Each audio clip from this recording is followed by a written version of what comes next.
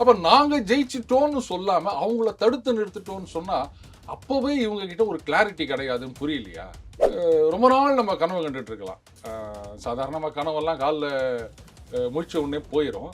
இது வந்து கிட்டத்தட்ட ஒரு மாசத்துக்கு இந்த கனவு காணலாம். ஜூன் 4க்கு அப்புறம் அந்த கனவெல்லாம் டபால்னு கலைந்து போயிட்டு நிஜம் மூஞ்சில வந்து அடிக்கும்போது தான் எல்லா இடத்துலையும் வந்து ஒருத்தரோட ஒருத்தர் ஃபைட் பண்ணிக்கினே கேரளாவில் ஃபைட்டு, வெஸ்ட் பெங்காலில் ஃபைட்டு, பஞ்சாபில் ஃபைட்டு, டெல்லியில் வந்து நாங்கள் 2 பேரும் ஒன்றாயிட்டோம் அப்படின்றது. இப்படி ஆளுக்கு ஒவ்வொரு இடத்துல ஒருத்தர் எழுத்து போட்டி போட்டுக்கின்னு நாங்கள்லாம் ஒரே கூட்டணின்னு சொல்லிக்கின்னு. தமிழகத்தை பொறுத்த வரைக்கும் பாஜகவுக்கு இழப்பதற்கு ஒன்றும் இல்லை. சரியா? போன தடவை என்டிஏன்னு சொல்லிக்கலாம், மற்றபடி பாஜக ஒரு சீட்டில் கூட ஜெயிக்கல. அப்போ 0 அப்படின்னும் போது இந்த தடவை 0 வந்தாலுமே அவங்க அதை பற்றி கவலைப்பட வேண்டிய அவசியம் கிடையாது. எனக்கு தெரிஞ்சு காங்கிரஸ் ஆட்சி காலத்தில் தான் அந்த சிஸ்டம் வந்து ஒடுக்கப்பட்ட மக்களுக்கு எதிராக இருந்திருக்கு அப்படின்னு நினைக்கிறேன். இந்த சிஸ்டத்தை உருவாக்கினதே இவங்க தான். இது வந்து ஒரு ஒப்புதல் வாக்குமூலம் மாதிரி தான் இருக்குது. காங்கிரஸ் கட்சினா இப்படித்தான் இருப்போம் அப்படின்றத தன்னை அறியாம வெளில சொல்லிட்டாரு அவர். அது வரைக்கும் பாராட்டணும் ராகுல் காந்தி அவர். கமலாலயம்னு நினைச்சாரா இல்ல கமலா பவன் நினைச்சாரா? அது ஹோட்டல் கிடையாது. அந்த கட்சி அலுவலகத்தில் தான் சமையல் பண்றதா எனக்கு தெரியல. ஒருவேளை இவங்க காங்கிரஸ் கட்சி அலுவலகத்தில் ஏதாவது சமையலுக்கு மேல் பண்ணாங்களா, அந்த அனுபவத்தில் சொல்றாரா எனக்கு தெரியாது. சரி, ரைட்டு, ஏதோ நாக்கு ருசியா சாப்பிடணும்னு ஆசைப்படுறாரு போல இருக்கு. ஏதாவது ஆர்டர் பண்ணுங்கப்பா, கூடவே இன்னும் நிறைய விஷயங்களும் சேர்த்து போடுங்க. வெறும் நீங்க மாட்டு ருசியோட மட்டும் நிறுத்திக்காதீங்க, எல்லாம் வெரைட்டியா கொடுங்க.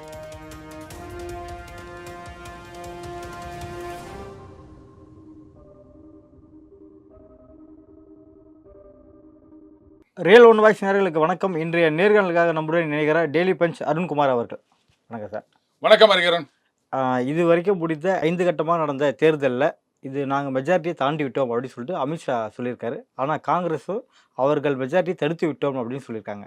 இந்த மாறுபட்ட விளக்கத்தை எப்படி பார்க்குறீங்க சார்? எப்படி ஏதாவது கேட்டு போட்டு தடுத்துட்டாங்களா, இல்லை வந்து நீங்கள் மெஜாரிட்டி வரக்கூடாது அப்படின்னு தான் போர்டு வச்சிருக்காங்களா? எனக்கு புரியல. அதாவது அவங்க சொல்றாங்க, அதாவது பாஜக தரப்புல வந்து நாங்கள் மெஜாரிட்டி மார்க்கை டச் பண்ணிட்டோம் அப்படின்னு சொல்றாங்க. அதுக்கு அவங்க ஒரு கணக்கு வச்சிருப்பாங்க. இந்த 5 கட்டத்தில் எத்தனை தொகுதியில் போட்டி போடுறோம், அதில் நமக்கு என்ன வாய்ப்பு இருக்கு அப்படின்னு. அப்போ இவங்க என்ன பண்ணணும், புள்ளி கூட்டணியில் இல்லை நாங்கள் மெஜாரிட்டியை அடைந்து விட்டோம் அப்படின்னு சொன்னா கூட ஏதோ கொஞ்சம் புரியுற மாதிரி இருக்கும். நாங்கள் தடுத்து விட்டோம் அப்படின்னு சொன்னா அப்ப என்ன அர்த்தம்? அதாவது 400 சீட்டுன்னு வச்சுக்கோங்களேன். அதில் 400 சீட்டில் வந்து அவங்க 300 எடுக்கிறாங்க அப்படின்ற ஒரு கணக்குன்னு சொன்னால், அப்போ இவங்க என்ன சொல்லணும், இல்லை நாங்கள் தான் 300ன்னு சொன்னால் கூட புரிஞ்சுக்கலாம். இல்லை அவங்க 300 ரீச் ஆகிறத நாங்கள் தடுத்துட்டோம்னு சொன்னால், அப்போ அந்த மீதி சீட்டு யார் ஜெயிச்சாங்க? இவங்க தானே ஜெயிச்சிருக்கணும் லாஜிக்கலா. அதை சொல்றதுக்கு கூட அவங்களுக்கு திராணி இல்லை. பார்த்தீங்களா? ஏங்க, அவங்க ஜெயிக்கலன்னா இவங்க தானே ஜெயிக்கணும். அப்போ நாங்கள் ஜெயிச்சிட்டோம்னு சொல்லாமல் அவங்கள தடுத்து நிறுத்திட்டோம்னு சொன்னால் அப்போவே இவங்க கிட்ட ஒரு கிளாரிட்டி கிடையாதுன்னு புரியலையா? அதை சொல்லிக்க வேண்டியதான். 4ஆம் தேதி வரைக்கும் எவ்வளவுன்னா சொல்லலாம் ஹரிகரன். நான் தான் பிரதம மந்திரி நான் கூட சொல்லின்னு தெரியலாம். அப்புறம் அந்த அது என்னது வசூல் ராஜாவா இந்த மாதிரி சொல்லுவாங்க, ஊரில் இப்படி தான் 10 பேர் சொல்லிட்டு தெரியறான், நீயும் வந்து அட்மிட் ஆகுவேன் அப்படின்னு அந்த மாதிரி சொல்லிக்க வேண்டியதுதான். ஆனால் இது ஒரு அட்வான்டேஜ். அப்படி ரொம்ப லென்த்தாக இருக்கிறதுனால இந்த எலெக்ஷன் ப்ராசஸ்ஸு ரொம்ப நாள் நம்ம கனவு கண்டுட்டு இருக்கலாம். சாதாரணமாக கனவெல்லாம் காலில் முழிச்ச உடனே போயிடும். இது வந்து கிட்டத்தட்ட ஒரு மாசத்துக்கு இந்த கனவு காணலாம். ஜூன் 4க்கு அப்புறம் அந்த கனவெல்லாம் டபால்னு கலைந்து போயிட்டு நிஜம் மூஞ்சில வந்து அடிக்கும்போது தான் சரி விடுங்க 2029 ஆட்சியை பிடிச்சிக்கலாம். நம்ம காலேஜ் பசங்கள்லாம் இந்த அரியர்ஸ் எழுதும் போது செப்டம்பர் விட்டா மார்ச், மார்ச் விட்டா செப்டம்பர், அதோட அடுத்த அரியர்ஸில் பிடிச்சிக்கலாம் அப்படின்னு வாங்கல்ல. அந்த மாதிரி ஒரு தைரியம் தான், நம்பிக்கை தான் வாழ்க்கை அறிகிறேன், நம்புங்க. அமித்ஷா எதை வைத்து இப்படி சொன்னார்? அவரோட கருத்து எப்படி பார்க்குறீங்க சார்? அதாவது நீங்கள் ஒரு விஷயம் கவனிக்கணும். 2019 தேர்தல் அதில் பார்த்தீங்கன்னா பாஜக மறுபடியும் ஆட்சிக்கு வருமா அப்படின்றதுலேயே நிறைய பேருக்கு சந்தேகம் இருந்தது. சொல்லப்போனால் தமிழகத்தில் வந்து அந்த சந்தேகத்தை பெருசாக கிளப்பி மோடி மறுபடியும் ஆட்சிக்கு வரப்போவதில்லை அப்படின்ற ஒரு நெரேட்டிவையே வந்து மக்களை நம்ப வச்சுட்டாங்க. அண்ட் ஒட்டுமொத்தமாக நேஷனல் லெவல்லையும் பார்த்தீங்கன்னா வருவாங்க மாட்டாங்க இப்படித்தான் இருந்தது. ஆனால் இப்போ சிச்சுவேஷன் எப்படி இருக்குன்னு கேட்டிங்கன்னா 400 350 300 இப்படி தான் போயிட்டுருக்கு. அண்டு இன்னொரு பக்கம் பார்த்தீங்கன்னா இவங்க வந்து கூட்டணின்னு சொல்கிறாங்க. ஆனால் எத்தனை மாநிலங்களில் ஒத்துமையாக அந்த கூட்டணி இருக்குது சொல்லுங்கள்?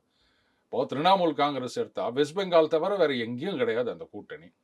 திமுக தமிழகத்தை தவிர வேற எங்கேயும் கிடையாது. அண்ணன் திருமா அவர்கள் கூட ஏதோ தெலுங்கானா, கர்நாடகா அங்கெல்லாம் போட்டி போட போறோம் அப்படின்னு சொல்லியிருந்தாரு. எத்தனை தொகுதி அப்படின்னு தெரியல. ஆனா அந்த மாநிலத்திலலாம் வந்து இதே புள்ளி கூட்டணி காங்கிரஸை ஏத்து தான் போட்டி போட்டிருப்பாருன்னு நினைக்கிறேன். யாரையாவது ஆனால் candidate பிரான்ச் அப்படி இருந்தா. ஆரம்பிச்சிட்டாரு. ஆரம்பிச்சாலும் என்னங்க இங்க கூட்டணியா இருந்துக்குன்னு அவங்களுக்கு எதிராக போட்டி போடுறது எத்தனை தொகுதியில போட்டி போட்டாருன்னு கூட எனக்கு தெரியல. சொன்னாரு அவரு. ஸோ அதாவது உத்தரப்பிரதேசம் அங்க வந்து கூட்டணி ஒரு மாதிரி இருக்குன்னு சொல்லலாம். ஆனா அங்க எத்தனை கட்சி இது 27 28 எத்தனையோ கட்சி சொன்னாங்கல்ல. அங்க எத்தனை கட்சி இருக்குது? ஆப் கட்சி போயிருக்காங்க. ஆனா அவங்க எத்தனை இடத்துல நிக்கிறாங்கன்னு தெரியல. சமாஜ்வாடி பார்ட்டி, அதுக்கப்புறம் காங்கிரஸ் எத்தனை சீட்டு ஊத்துறாங்க அங்க? இப்ப தமிழகத்துல 39 தொகுதியிலேயே 9 குத்தாங்க. அப்போ ஊபியில 80 தொகுதி இருக்குன்னும் போது ஒரு 18 20 அப்படின்னு கொடுத்துருக்கணும்ல. அதெல்லாம் ஒன்றும் கொடுத்தா மாதிரி தெரியல. இப்படி எல்லா இடத்துலையும் வந்து ஒருத்தரோட ஒருத்தர் ஃபைட் பண்ணிக்கினே கேரளாவில் ஃபைட்டு, வெஸ்ட் பெங்காலில் ஃபைட்டு, பஞ்சாபில் ஃபைட்டு, டெல்லியில் வந்து நாங்கள் 2 பேரும் ஒன்றாயிட்டோம் அப்படின்றது. இப்படி ஆளுக்கு ஒவ்வொரு இடத்துல ஒருத்தர் எழுத்து போட்டி போட்டுக்கின்னு நாங்கள்லாம் ஒரே கூட்டணின்னு சொல்லிக்கின்னு இது மாதிரி ஒரு காமெடி பண்ணிட்டு இருக்கும்போது அண்ணாண்ட பக்கம் அவங்க சாலிடாக இருக்காங்க. நீங்கள் சொல்லலாம் பாருங்க நாங்கள் 28 பேர் இருக்கோம் அப்படின்னு. எனக்கு இந்த டைலாக் தான் ஞாபகம் வருது. கண்ணா சிங்கம் சிங்கிளாக தான் வரும் அப்படின்னு. அவங்க அதை பற்றி கவலையப்படலை. ரைட். முக்கியமான கட்சிகள்னு பார்த்தீங்கன்னா இங்கே தெலுங்கு தேசம் கட்சி. அவங்க அப்பப்போ என்ன பண்ணுவாங்க, கூட்டணி விட்டு வெளில வருவாங்க, தோத்து போயிடுவாங்க, மறுபடியும் அங்கே போய் ஜாயின் பண்ணிப்பாங்க. இங்கே தமிழகத்தில் அதிமுக வெளில வந்திருக்கு. பட்டு தமிழகத்தை பொறுத்த வரைக்கும் பாஜகவுக்கு இழப்பதற்கு ஒன்றும் இல்லை. சரியா? போன தடவை என்டிஏன்னு சொல்லிக்கலாம், மற்றபடி பாஜக ஒரு சீட்டில் கூட ஜெயிக்கல. அப்போ 0 அப்படின்னும் போது இந்த தடவை 0 வந்தாலுமே அவங்க அதை பற்றி கவலைப்பட வேண்டிய அவசியம் கிடையாது. ஆனால் ஆந்திராவில் வந்து இந்த தடவை தெலுங்கு தேசம் கட்சியோட கூட்டணி வச்சுருக்காங்க. ஸோ அங்கே வந்து ஜெயிச்சாங்க அப்படின்னு சொன்னால் அது அடிஷன் தான். புரியுதுங்களா? ஸோ இந்த மாதிரி நிறைய கணக்குகள் இருக்குது. இதெல்லாம் வச்சு ஒவ்வொரு ஸ்டேட்லேயும் இது வரைக்கும் நடந்த 5 ஃபேஸ் ஆஃப் எலெக்ஷன்ஸில் என்னென்ன மாதிரியான எதிர்கட்சிகள் கூட்டணி, என்னென்ன மாதிரியான ஸ்ட்ரென்த்து நமக்கு அப்படின்றத வச்சு அவர் ஒரு முடிவுக்கு வந்திருக்கார் அப்படின்னு நம்ம சொல்லலாம். ஆனால் அவராது மெஜாரிட்டி வந்துட்டோம்னு சொல்கிறாரு. ஆனால் இவங்களால அதை கூட சொல்ல முடியலையே. அவங்க தடுத்து நிறுத்திட்டோம் தானே சொல்ல முடியுது. நாங்கள் எத்தனை சீட்டு வாங்கினோம்னு இவங்களுக்கே தெரியல அப்படின்னும் போது அப்புறம் இவங்க எப்படி ஜெயிப்பாங்க ஹரிகரன்? இல்லை, தடுத்து நிறுத்திடும் பிரச்சார காலத்தில் தடுத்து நிறுத்திட்டாங்களா, இல்லை ஓட்டு போகிற மக்களே தடுத்து நிறுத்திட்டாங்களா? அப்போ நிறுத்திட்டாங்கன்னா அப்போ அந்த சீட்டை யார் ஜெயிக்க போகிறாங்கன்னு சொல்லுங்கள். நாங்கள் ஜெயிப்போம்னு சொல்கிறது கூட அவங்களுக்கு தைரியம் இல்லையா ஹரிகரன்? அப்புறம் நீங்கள் என்னன்னு சொல்லுவீங்க? இல்லை, 50 ஆண்டுகளாக ஆட்சி செய்த காங்கிரஸ் இனிமேல் ஜெயிச்சு இந்த நாட்டுக்கு என்ன பண்ணுன்றதுக்காக துடிக்கிறாங்க. நல்லா கேட்டீங்க. இந்த 50 வருஷத்துல என்ன பண்ணாங்க அப்படின்னு கேளுங்க.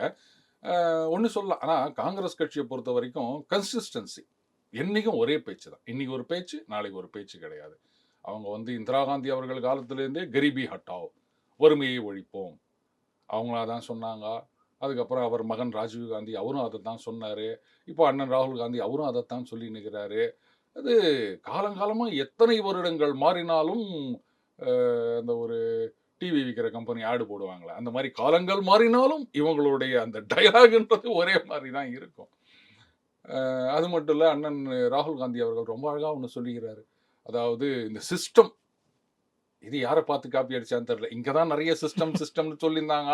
மாத்தினாங்க, அதுக்கப்புறம் ஏமாத்திட்டாங்க. சரி, அது இருந்துட்டு போட்டோம், அவங்க சௌகரியம். அந்த சிஸ்டம் வந்து லோயர் காஸ்ட்டுக்கு எதிராக இருக்குது அப்படின்ற மாதிரி ஒரு இடத்துல பேசியிருக்காரு.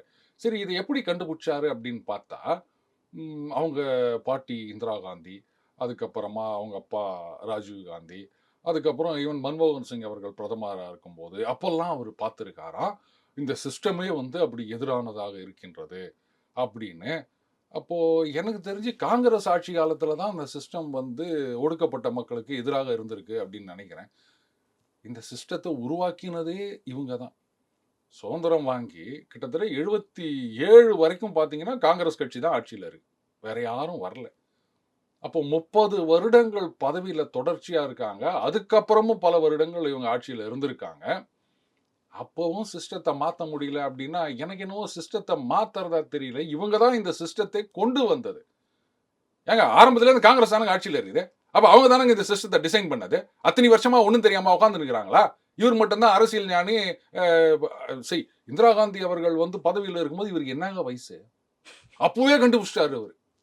அதனால தான் நான் சொல்கிறேன் அவர் அரசியல் ஞானின்னு சொல்கிறேன். ஆனால் கண்டுபிடிச்சி என்ன பண்ணார்? சொல்லியிருக்க வேண்டியது தானே. அது பாருங்க சிஸ்டம் வந்து இது மாதிரி ஒடுக்கப்பட்ட மக்களுக்கு எதிராக இருக்கின்றது சொன்னாரா? சரி, அவங்களாவது பாட்டி, அவங்க அப்பா ஆட்சியில் இருக்கும்போது சொன்னாரா? மன்மோகன் சிங் பிஎம்ஆ இருந்தார்ல, அப்பாவது போய் சொல்ல வேண்டியது தானே. இந்த மாதிரி என்னது குற்ற வழக்கில் கன்விக்ட் ஆனவங்களுக்கு அந்த பதவி பறிப்பு அதை தடுப்பதற்கு ஒரு ஆர்டினன்ஸ் கொண்டு வராங்க. சரக்குன்னு கீழ் போட்டார்ல, உடனே அந்த அவசர சட்டம் கொண்டு வராமல் நிறுத்தினாங்கல்ல. அதனால தான் பாவம் லாலு பிரசாத் உள்ள போயிட்டாரு. சரி, இருந்துட்டு போட்டோம். அதே மாதிரி ஒரு நாள் போயிட்டு சிஸ்டம் இந்த மாதிரி இருக்குது, இதை ரிப்பேர் பண்ணணும், சிஸ்டம் ரீபூட் பண்ணணும், ஏதாவது ஒன்று சொல்ல வேண்டியது தானே. இனி போய் சொல்லி நிற்கிறாரு. இது வந்து ஒரு ஒப்புதல் வாக்கு மூலம் மாதிரி தான் இருக்குது. காங்கிரஸ் கட்சினா இப்படித்தான் இருப்போம் அப்படின்றத தன்னை அறியாம வெளில சொல்லிட்டாரு அவரு. அது வரைக்கும் பாராட்டணும் ராகுல் காந்தி அவர்களை. ஒளிவு மறைவு இல்லாம காங்கிரஸ் ஆட்சி எப்படி இருந்தது அப்படின்னு மக்களுக்கு சொல்லியிருக்காரு பாருங்க. நம்ம நன்றி சொல்லணும் அறிகிறன், நக்கல்லாம் பண்ணக்கூடாது. கமலாலயத்தை முற்றுகிட வரும் காங்கிரஸ் கட்சிக்காரர்களுக்கு மாட்டு இறைச்சி சமைத்து வையுங்கள் அப்படின்னு சொல்லிட்டு ஈவி.கே. இளங்கோவன் சொல்லியிருக்காரு. எப்படி பாக்குறீங்க சார்? அதாவதுங்க, கமலாலயம்னு நினைச்சாரா இல்ல கமலா பவன் நினைச்சாரா? அது ஹோட்டல் கிடையாது. அந்த கட்சி அலுவலகத்தில் தான் சமையல் பண்றதா எனக்கு தெரியல. ஒருவேளை இவங்க காங்கிரஸ் கட்சி அலுவலகத்தில் ஏதாவது சமையல் மேல் பண்ணாங்களா, அந்த அனுபவத்தில் சொல்றாரா எனக்கு தெரியாது. அதுக்கு என்ன, தாராளமாக பண்ணிட்டு போகலாம். ஏன்னா அவங்க ஆர்டர் தான் கொடுப்பாங்க. ஏன்னா அங்கே சமையல் கிடையாது இல்லையா. ஏங்க இது மட்டும் நல்லா வெரைட்டியாக போடுவோமே. வராங்க மாற்றுக் கட்சியை சார்ந்தவர்கள், அதுவும் எத்தனை வருஷமா மத்தியில் ஆட்சியில் இருந்தவங்க, அதனால நல்ல தட்டப்புட்டலா தலைவாழை இலை போட்டு, அதுக்கப்புறம் அந்த வடை பாயசம், முக்கியமாக நம்ம அண்ணன் சந்தானம் சொல்கிற மாதிரி சக்கரை பொங்கலுக்கு வடகரி, கூடவே அவர் சொல்லுவார் பன்னிக்கறி, அதெல்லாமா வச்சு போடலாமா என்ன அப்போ. ஆனால் சமீபத்தில் ஏதோ உடம்பு சரியில்லாமல் ஆஸ்பத்திரியில் இருந்தார்ல ஈவி.கே. இளங்கோவனார்கள், வயசானாலே கொஞ்சம் ஹெவியாக சாப்பிடக்கூடாது, இந்த கொழுப்பு, அதுக்கப்புறமா சர்க்கரை, உப்பு, இந்த மாதிரி விஷயங்களெல்லாம் வயசானா தவிர்க்கணும்.